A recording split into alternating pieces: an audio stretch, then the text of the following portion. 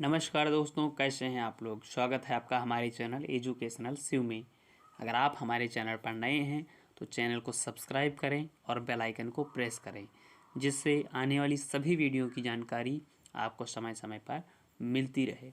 तो दोस्तों, आज हम एसएससी जीडी के पिछले वर्ष के पेपर का एनालिसिस करेंगे और पेपर का सबसे कठिन भाग जीके जीएस और हिंदी को पूरा कवर करेंगे, जिससे आपको पता चल सके कि एसएससी कहाँ से प्रश्न पूछता है।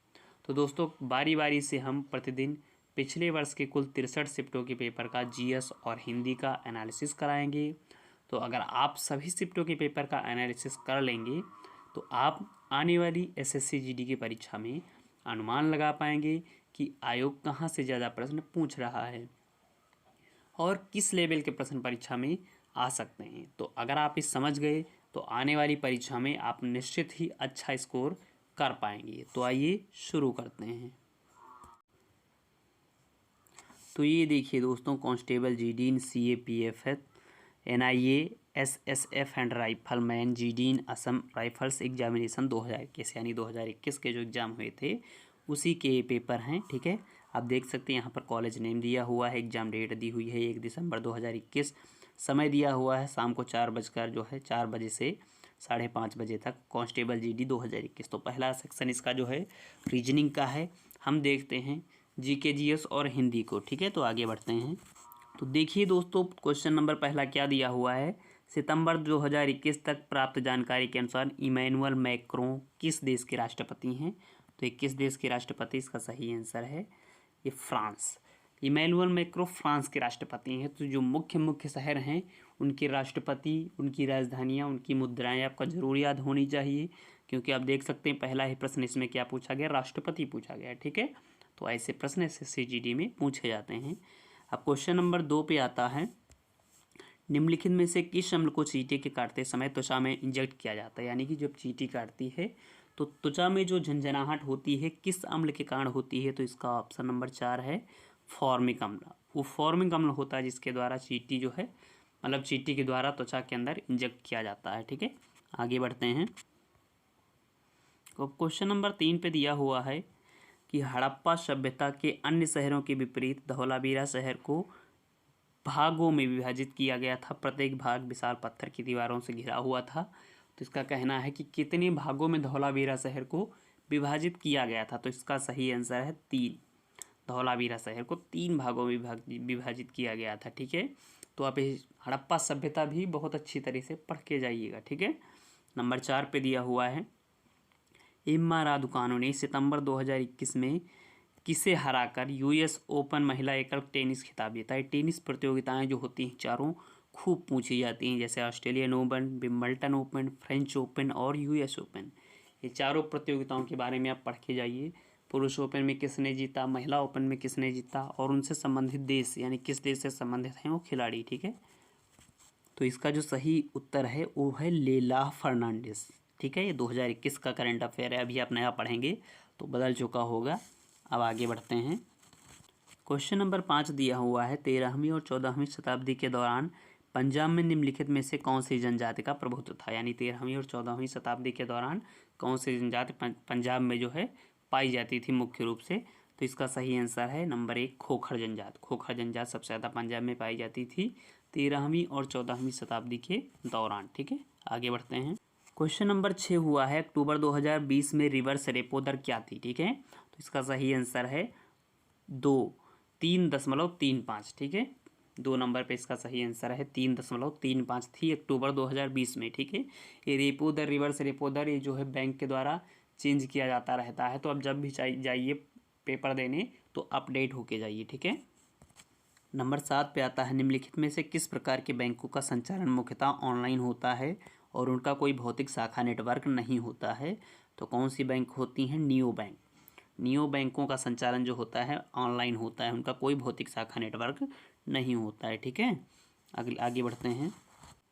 क्वेश्चन नंबर 8 है, जैन धर्म के 24वें और अंतिम तीर्थंकर वर्धमान महावीर का जन्म 6ठी शताब्दी ईसा पूर्व में कहाँ हुआ था। देखिए कितना सरल क्वेश्चन पूछा गया है। ठीक है, तो इनका जन्म कहाँ हुआ था, बिहार में हुआ था। ठीक है, अगर एक बार भी आप ल्यूसेंट पढ़े हैं तो इसको भूलेंगे नहीं। इनका जन्म कहाँ हुआ था, बिहार में हुआ था। ठीक है, वर्धमान महावीर की बात कर रहा है, ठीक है। नंबर 9 पे आता है बैंकिंग विनियमन अधिनियम 1949 की धारा के प्रावधानों के तहत किसी वाणिज्यिक बैंक को बैंकिंग व्यवसाय शुरू करने के लिए भारतीय रिजर्व बैंक से लाइसेंस प्राप्त करना आवश्यक है, ठीक है। तो कौन सा प्रावधान है, कौन सी धारा है, तो ये धारा है 22, ठीक है। धारा 22 के प्रावधानों के तहत जो है रिजर्व बैंक से लाइसेंस प्राप्त करना अनिवार्य है, कोई भी वाणिज्यिक बैंक, ठीक है, व्यवसाय शुरू करने से पहले, ठीक है। आगे बढ़ते हैं। क्वेश्चन नंबर 10 दिया हुआ है निम्नलिखित में से कौन सा एक प्राकृतिक पारिस्थितिक तंत्र या इकोसिस्टम है, तो कौन सा है, रेगिस्तान। रेगिस्तान जो है प्राकृतिक पारिस्थितिक तंत्र है, ठीक है। बांध जो है मानव द्वारा बनाया गया है, मानव निर्मित है। बगीचा भी है, एक्वेरियम भी है मानव द्वारा निर्मित, लेकिन रेगिस्तान जो है एक प्राकृतिक यानी कि प्रकृति के द्वारा निर्मित किया हुआ तंत्र है, ठीक है। आगे बढ़ते हैं। क्वेश्चन नंबर 11 है कि अक्टूबर 2020 में foundation of environment education Denmark द्वारा अंतर्राष्ट्रीय ब्लू फ्लैग प्रमाणन से सम्मानित किए जाने वाले 8 समुद्र तटों में से निम्न में से कौन सा एक था, तो कौन से आठ मतलब किए गए थे, सम्मानित किए गए थे, ब्लू फ्लैग से प्रमाणित किए गए थे, तो उनको 8 को आप पढ़ के जाइएगा। इसमें जो शिवराजपुर था वो है, ठीक है, शिवराजपुर इसका सही आंसर है। क्वेश्चन नंबर 12 पे देखते हैं। फिल्म जो है थलाइवी, फिल्म थलाइवी जो सितंबर 2021 में रिलीज हुई थी, किसके जीवन पर आधारित एक आधिकारिक बायोपिक है। ये किसके जीवन पर आधारित है, तो जे जयललिता जी के जीवन पर ये आधारित फिल्म है, ठीक है। अब आगे बढ़ते हैं।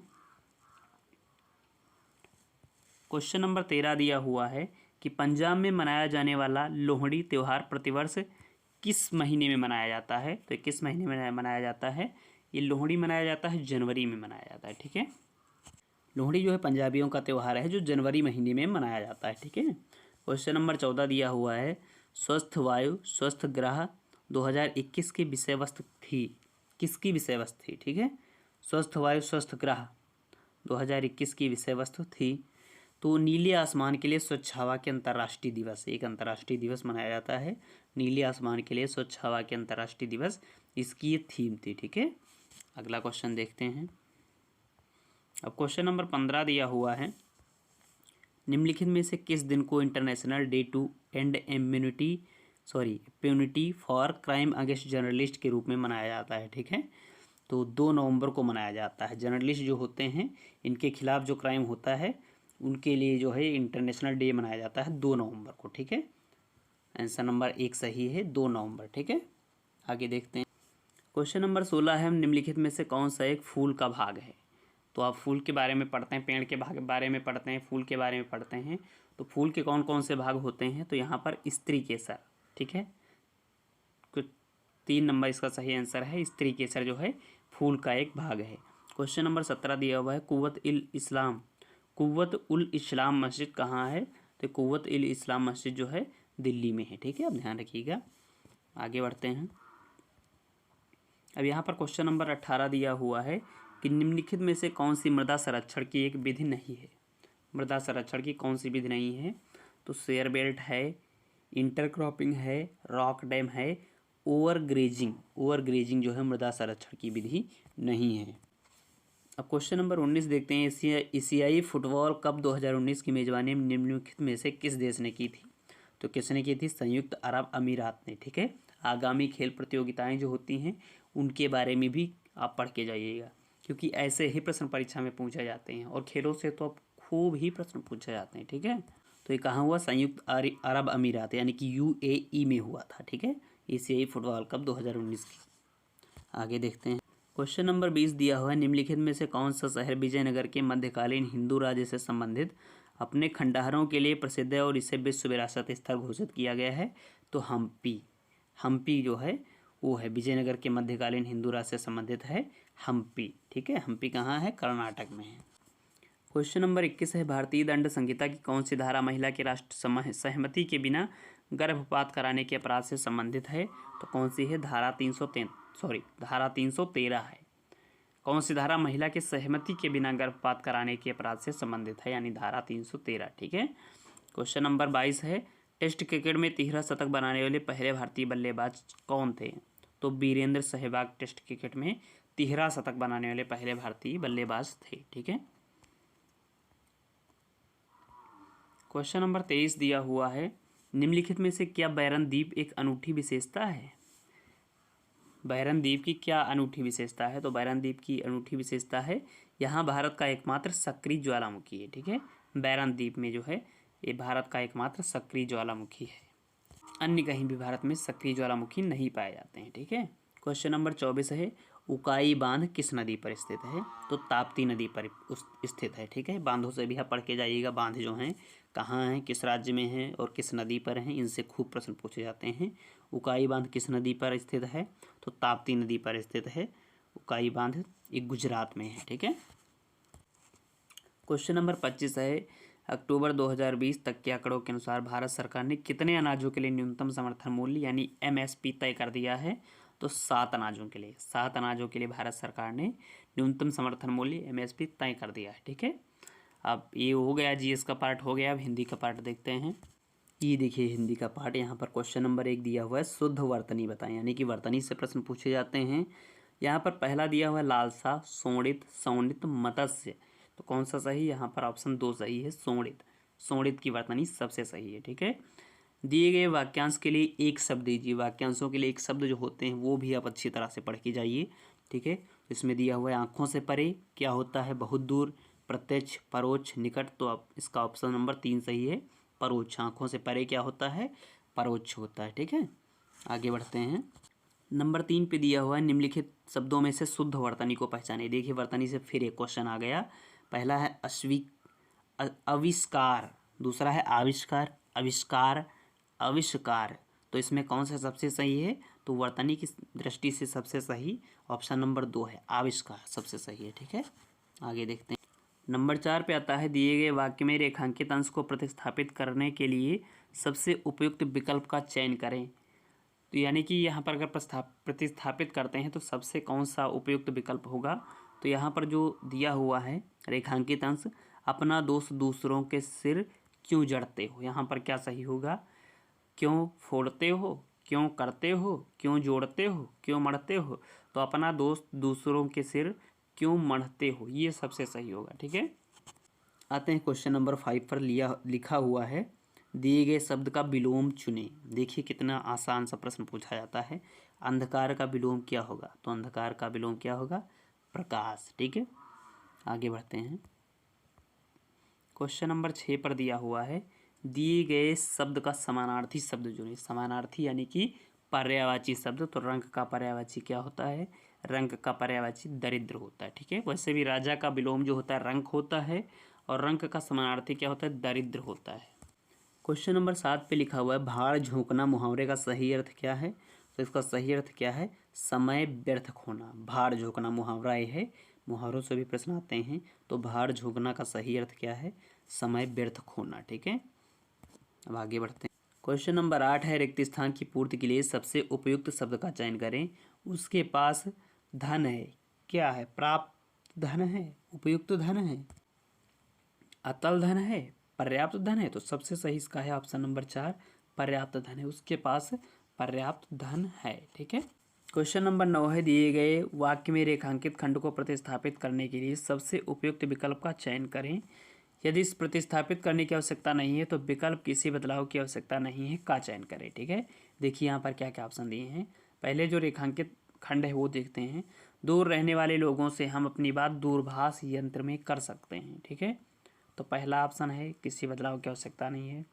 दूसरा ऑप्शन है दूरभाष यंत्र द्वारा कर सकते हैं। ठीक है, दूरभाष यंत्र में कर सकती है, दूरभाष यंत्र पर कर सकते हैं। तो सबसे सही इसका ऑप्शन जो है ऑप्शन नंबर 2 है, दूरभाष यंत्र द्वारा कर सकते हैं, ना कि दूरभाष यंत्र में कर सकते हैं। ठीक है, सही आंसर क्या होगा? दूरभाष यंत्र द्वारा कर सकते हैं। क्वेश्चन नंबर 10 है रिक्त स्थान की पूर्ति के लिए सबसे उपयुक्त शब्द का चयन करें। यहाँ भी वही है।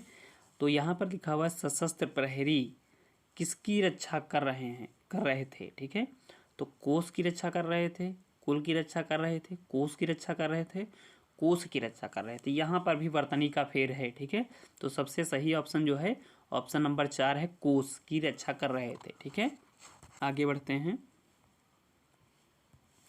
नंबर 11 पे दिया हुआ है उस विकल्प का चयन करें जिसमें निम्न मुहावरे का सर्वाधिक उपयुक्त अर्थ दिया गया है।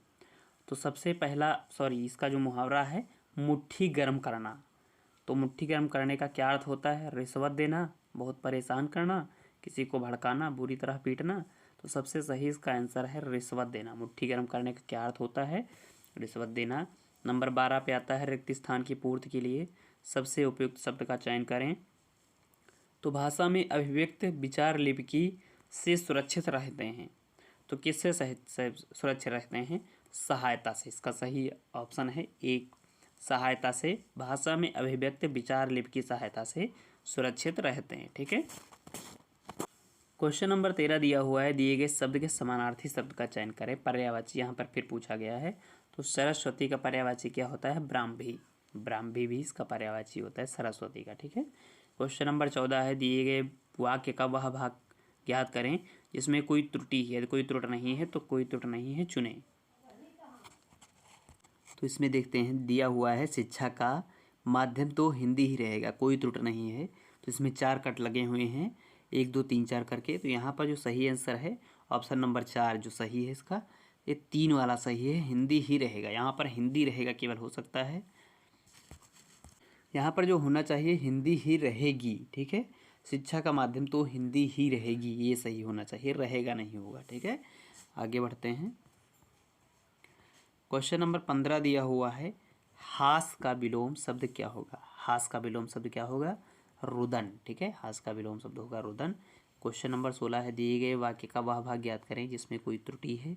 यदि कोई त्रुटि नहीं है, तो कोई त्रुटि नहीं है चुने। तो मैंने 1 वर्ष तक उनकी प्रतीक्षा देखी, कोई त्रुटि नहीं है। तो इसका भी ऑप्शन नंबर 2 इसका जो है गलत है। ये 3 नंबर पे जो है देखी, मैंने 1 वर्ष तक उसकी प्रतीक्षा देखी। तो इसमें यहाँ पर क्या होना चाहिए? प्रतीक्षा देखी नहीं होता, प्रतीक्षा की होता है। ठीक है। अगर ये लिखा होता मैंने 1 वर्ष तक उसकी प्रतीक्षा की, तब तो ये सही था। यहाँ पर लिखा है देखी, इसलिए गलत है। ठीक है।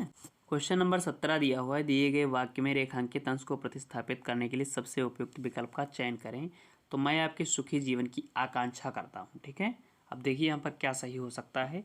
इच्छा करता हूँ, वासना करता हूँ, कामना करता हूँ, आराधना करता हूँ। तो सबसे सही इसका उत्तर जो आ रहा है ऑप्शन नंबर 3 आ रहा है, कामना। मैं आपके सुखी जीवन की कामना करता हूँ, सबसे सही यही है। क्वेश्चन नंबर 18 में है, दिए गए वाक्यांश के लिए एक शब्द चुनें। तो यहाँ पर दिया हुआ है पूछने योग्य। पूछने योग्य का एक शब्द क्या होता है? प्रष्टव्य। प्रष्टव्य का अर्थ ही होता है पूछने योग्य। ठीक है।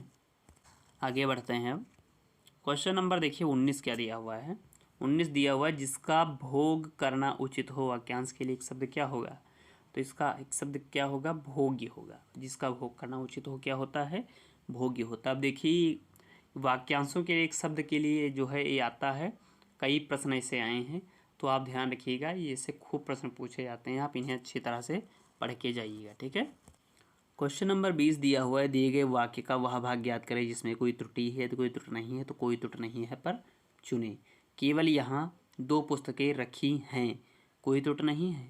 तो इसका ऑप्शन जो है 1 सही है। ऑप्शन नंबर 2 का 1 सही। केवल यहाँ 2 पुस्तकें रखी है, अगर वहाँ पर बता दिया गया है 2 पुस्तकें रखी हैं, तो केवल की कोई आवश्यकता यहाँ पर नहीं है। यहाँ पर जो केवल है ये गलत है। ठीक है। यहाँ 2 पुस्तकें रखी हैं, ये सही होगा। ठीक है। आगे देखिए गद्यांश से प्रश्न पूछे गए हैं। दिए गए गद्यांश में कुछ शब्द हटा दिए गए हैं। संबंधित प्रश्नों में से प्रत्येक संख्या के लिए सबसे उपयुक्त विकल्प का चयन करें। तो चिकित्सा, फिर यहाँ पर क्या आएगा कि क्षेत्र में काफ़ी हुई है, अनेक बीमारियों से छुटकारा मिलने लगा है, उसने को सुंदर और बना दिया है। तो यहाँ पर पहले नंबर पर क्या आएगा? गद्यांश के रिक्त स्थान के लिए सर्वाधिक उपयुक्त क्या होगा? तो विज्ञान। चिकित्सा जो है विज्ञान के क्षेत्र में काफ़ी आगे देखते हैं। अब यहाँ पर 2 की जगह पर क्या भरा जाएगा? तो यहाँ पर प्रगति होगा। चिकित्सा विज्ञान के क्षेत्र में काफ़ी प्रगति हुई है। अब अनेक यहाँ पर देखते हैं क्या भरा जाएगा। यहाँ पर देखिए ऑप्शन नंबर 4 सही है, जो है अनेक जानलेवा बीमारियों से छुटकारा मिलने लगा है। जानलेवा बीमारियों से छुटकारा मिलने लगा है। 4 नंबर पर क्या आता है? 4 नंबर पर देखिए क्या आता है, उसने जीवन को सुंदर और क्या बना दिया है। आप आगे देखते हैं, और दीर्घ बना दिया है। ठीक है। उसने जीवन को सुंदर और दीर्घ बना दिया है। तो ये गद्यांश जो है बहुत ही सरल होता है। अगर जरा से भी दिमाग आप लगाएंगे तो पूरा गद्यांश आप सही से कर पाएंगे। ठीक है, देखिए आप कितना सरल जो है दिया गया है यहाँ पर गद्यांश। चिकित्सा विज्ञान के क्षेत्र में काफ़ी प्रगति हुई है, अनेक जानलेवा बीमारियों से छुटकारा मिलने लगा है, उसने जीवन को सुंदर और दीर्घ बना दिया। यही इसका सही आंसर हो गया। ठीक है, कुल 25 प्रश्न हमने कर लिए हैं। तो दोस्तों आप हमारे चैनल पर बने रहिए। ठीक है, और ये सभी जो है पेपर का एनालिसिस करते रहे, जिससे आपको इसकी गहराई का पता चल सकेगा कि कहाँ से प्रश्न पूछ सकता है। ठीक है, तो दोस्तों कैसी लगी आपको हमारी वीडियो कमेंट करके ज़रूर बताएं, लाइक करें और दोस्तों को शेयर करें, और हाँ, सब्सक्राइब करना बिल्कुल भी ना भूलें। धन्यवाद।